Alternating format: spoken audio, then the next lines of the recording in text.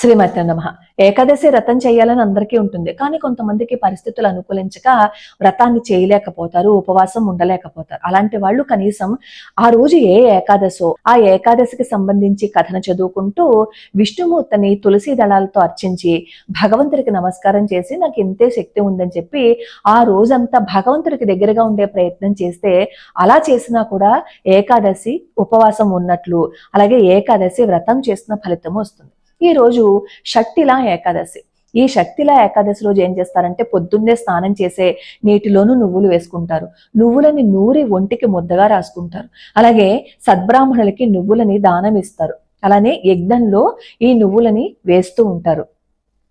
అలానే తాగే నీళ్లలో కూడా నువ్వులని వేసుకుంటారు అనమాట. ఇలా నువ్వులని ఉపయోగిస్తారు. ఇలా చేస్తే వాళ్ళకి ఏదైనా పాపాలున్నా దోషాలున్నా అవి పోతాయి అని చెప్పి మనకి పురాణాలు చెప్తున్నాయి. అయితే ఈ షట్టిలా ఏకాదశి గురించి, ఈ మహిమ గురించి శ్రీకృష్ణ పరమాత్మ నారద మహర్షికి చెప్తున్నారనమాట. నారద మహర్షి అడుగుతారు, మనుషులు ఎన్నో పాపాలు చేసుకుంటూ ఉంటారు కదా తెలిసి తెలియకుండా, దాని నుంచి బయటపడాలి అంటే ఏం చేయాలి అంటే అప్పుడు నారద మహర్షికి శ్రీకృష్ణ పరమాత్మ చెప్తున్న మాహాత్యం అనమాట ఈ షట్టిలా ఏకాదశి మాహాత్యం. ఒకనకప్పుడు ఒక వనిత ఉండేది. ఆవిడ ఎన్నో వ్రతాలు పూజలు అవన్నీ చేస్తూ ఉండేవారు. భర్తకి కూడా చాలా అణుకువగా ఉండేవారు. ఎన్ని పూజలు ఎన్ని వ్రతాలు చేసినా ఆవిడ ఎప్పుడూ ఎవరికి అన్నదానం చేయలేదు. ఆకలి వేసిన వాళ్ళకి అన్నం పెట్టలేదు. ఒకసారి విష్ణుమూర్తి ఈవిడ్ని పరీక్షించాలని చెప్పి భూలోకంలోకి ఒక భిక్షగాడి వేషంలో వచ్చి భిక్షాన్ దేహి అని అడిగితే ఈవిడ వెళ్ళిపోమని చెప్పి చెప్తారు. ఆ మాట వినకుండా మళ్ళీ అడిగితే ఆ అమ్మాయికి కోపం వచ్చి ఆ పాత్రలో పిడికెడు మట్టిని వేస్తారు. వెంటనే విష్ణుమూర్తి అదృశ్యమైపోతారు. కొంతకాలానికి ఈవిడ తపః ఫలితంగా ఈవిడ కూడా ఏం చేస్తారు అంటే విష్ణు లోకానికి చేరుతారు. అక్కడ ఆవిడకి అన్నీ ఉంటాయి, కానీ తినడానికి మాత్రం అన్నం దొరకదనమాట. అప్పుడు విష్ణుమూర్తి దగ్గరికి వెళ్ళి అడుగుతుంది, జనార్దన, నేను ఎన్నో పూజలు వ్రతాలు అన్నీ చేశాను కదా, అయినా నాకు తినడానికి తిండి ఎందుకు దొరకలేదు అని చెప్పి అడిగితే అప్పుడు విష్ణుమూర్తి చెప్తారు, నువ్వు అన్నీ చేసావు కానీ ఆకలి వేసిన వాళ్ళకి అన్నం పెట్టలేకపోయావు.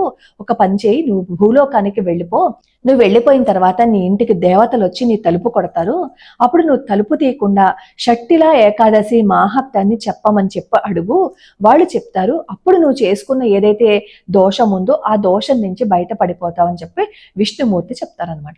అలాగే భూలోకానికి వస్తుంది ఆ వనిత. విష్ణుమూర్తి చెప్పినట్లుగానే దేవతలు వచ్చి ఆవిడ తలుపును కొడతారు. అప్పుడు ఈవిడ షట్టిలా ఏకాదశి మాహాత్యాన్ని చెప్పకపోతే తలుపు తీయను అని చెప్పి అంటారు. అప్పుడు ఆ దేవతలు షట్టిలా ఏకాదశి మాహాత్యాన్ని ఆవిడకి చెప్తారు. అప్పుడు తలుపులు తీస్తారు. తర్వాత ఈవిడ శరీరాన్ని వదిలిపెట్టేసిన తర్వాత స్వర్గానికి వెళ్ళిపోతారు. అయితే కృష్ణ పరమాత్మ ఏం చెప్తారు అంటే, లోభంతో మనం ఎప్పుడూ ఏ వ్రతాన్ని చేయకూడదు, అలా చేస్తే ఏ వ్రతం చేసినా ఫలితం ఉండదు అని చెప్తూ, ఈ రోజు షట్టిలా ఏకాదశి రోజున ఎవరైతే సద్బ్రాహ్మణుడికి నువ్వులని దానం ఇస్తారో వాళ్ళకి సకల పాపాల నుంచి బయటపడే మార్గం కనిపిస్తుంది అని చెప్పి చెప్తారు. అయితే నువ్వులను దానం ఇచ్చేటప్పుడు మన శక్తి మేరకు దక్షిణను కూడా సమర్పించాలని మాత్రం మర్చిపోకండి. అయితే ఈరోజు నల్ల నువ్వులతో పాటుగా గొడుగు, వస్త్రము, పాదరక్షలు, నీటి కుండను కూడా దానమిచ్చి సద్బ్రాహ్మణులను పూజించాలి అని చెప్పి పురాణం మనకి చెప్తోంది. శక్తి అనుసారము నల్ల గోవులను, నువ్వులను కూడా ఉత్తమ బ్రాహ్మణులకు దానం ఇవ్వాలి. ఈ నువ్వులని దానం ఇవ్వటం ద్వారా మనిషి అనేక సంవత్సరాలు స్వర్గవాసాన్ని పొందుతారనమాట. మనం గోవులు ఇవన్నీ ఇవ్వలేకపోయినా కనీసం నువ్వులను కానీ, నీటి కుండను కానీ, వస్త్రాన్ని కానీ, పాదరక్షలను కానీ దానం ఇచ్చే ప్రయత్నం చేయండి. చాలా మంది అని అనుకుంటారు, మనం దానం ఇచ్చేసాం కదా, వాళ్ళు దానం తీసుకుంటున్నారు కదా అని. ఏ దానం అయితే తీసుకుంటారో ఈ సద్బ్రాహ్మణులు మన దోషాలను పోగొట్టుకోవటం కోసం ఆ దానం తీసుకున్న సద్బ్రాహ్మణుడి ఇంటికి వెళ్ళి దానం తీసుకున్న దానికి ప్రాయశ్చిత్తంగా జపం చేసుకుంటారు. కొన్ని లక్షల గాయత్రి జపాన్ని వాళ్ళు చేసుకుంటే గాని వాళ్ళు ఏదైతే దానం తీసుకున్నారో దాని నుంచి వాళ్ళు బయట పడలేరనమాట. మన గ్రహ దోషాలను పోగొట్టుకోవటం కోసం ఆ సద్బ్రాహ్మణులు మన దగ్గర నుంచి దానం తీసుకుంటారు. అలాంటి వాళ్ళని చులకన చెయ్యొద్దు అని. నువ్వులని ఎవరైనా దానం తీసుకుంటారా చెప్పండి? ఎవరికైనా ఇస్తే తీసుకుంటారా? కనీసం మనం నువ్వులతో ఏదైనా పదార్థాన్ని చేసినప్పుడు పక్కింటి వాళ్ళకి ఎవరైనా ఇచ్చారు అనుకోండి, వెంటనే భయపడిపోయి అమ్మో మాకు నువ్వులు ఇచ్చేశారు అని అనుకుంటారు. కానీ మన దోషాల్ని పోగొట్టుకోవడం కోసం మనం ఏదైతే నువ్వులని ఒక బ్రాహ్మణుడికి ఇస్తున్నామో ఆ బ్రాహ్మణుడు ఆ దానం పడుతున్నారు అంటే మన దోషాలని తీసుకుంటున్నారు అని.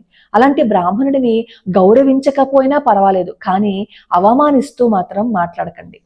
ఈ వ్రత కథలు పూజలు వెనకాల ఏం అర్థం ఉన్నది అనేది మనం తెలుసుకోవాలి. ఇప్పుడు ఈవిడ ఇన్ని పూజలు వ్రతాలు చేశారు, కానీ ఆకలి వేసిన వాళ్ళకి అన్నం పెట్టలేకపోయారు కదా. అంటే మనం ఈ షట్టిలా ఏకాదశి నుంచి గ్రహించవలసిన విషయం ఏంటంటే, పూజలు కూడా చేయాలి, కానీ దానితో పాటుగా ఆకలి వేసిన వాళ్ళకి అన్నం కూడా పెట్టాలి. ఆ విషయాన్ని మనం మర్చిపోకూడదనే విషయాన్ని మనకి ఈ కథ తెలియజేస్తుంది. లోకా సమస్తా సుఖినో భవంతు, సర్వే జనా సుఖినో భవంతు.